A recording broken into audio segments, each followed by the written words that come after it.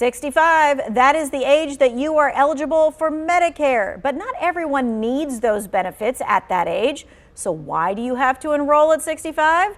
Well, our Medicare and health insurance experts are here to explain why. Catherine Sevier from AARP, Steve Edmonds from Alliance Insurance Services, they're taking your questions. You can ask whatever question you want. These folks can handle it for you, all right? So what that means is you need to text in that question, 336-379-5775. You get the question to us and we answer it live here on air. All right, so first and foremost, Catherine, let's talk about and answer that question. 65. When do you have to enroll in that 65 timeline?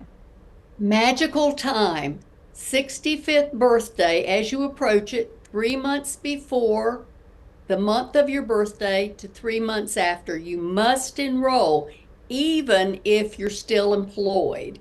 And at that point, you have to sign in and either start paying for your Medicare Part B or defer it to a plan that is from your employer that meets their criteria. But either way, you have to sign in to Medicare. If you don't, there are significant penalties for the rest of your life.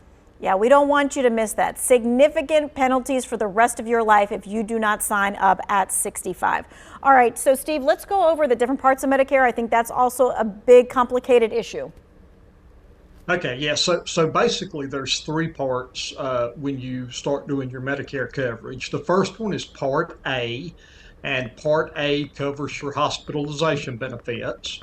And really that's all it does. It's just a hospital benefit coverage. Then the next part is Part B, and Part B is a broad range of coverage. That covers you going to the doctor, it covers you going to a specialist.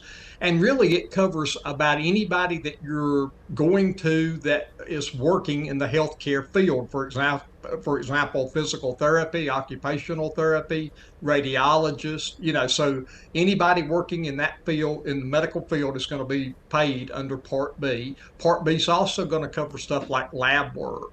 It's also going to cover stuff like scans, CAT scans, MRIs, etc. And then Part B is also going to give you coverage for what we call durable medical equipment that you might need at home, stuff like walkers, hospital beds, oxygen, any of these kind of things would also be covered under Part B.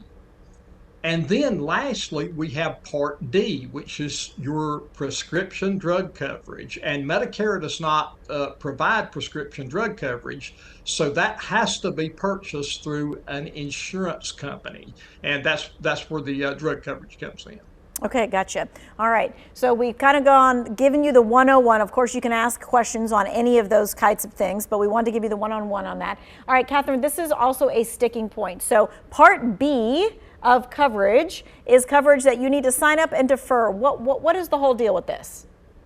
Well, the government, when you sign up for Medicare, wants you to start paying for and receiving all of those other coverages that Steve mentioned.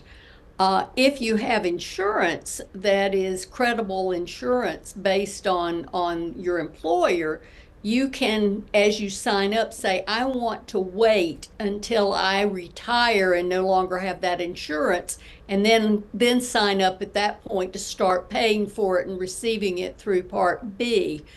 But either way, you have to sign up when you turn 65. And if you don't, or you don't have credible insurance and you try to sign up later, for every year that you don't sign up, there is a 10% penalty.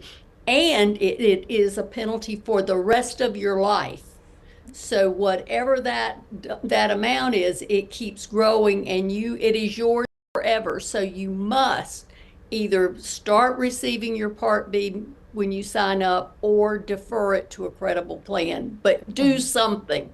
Otherwise, you can pay for it for a long time. Yeah, I mean, the whole point is you have to sign up for Medicare at 65. And if you have your own insurance, you can defer Part B, but you have to make that election, because if you don't, you're going to pay more money, and we don't want you to pay more money. All right, one last question for you, Steve, and this is what happens with Medicare and traveling? So many people like to travel. Will Medicare cover them when they travel?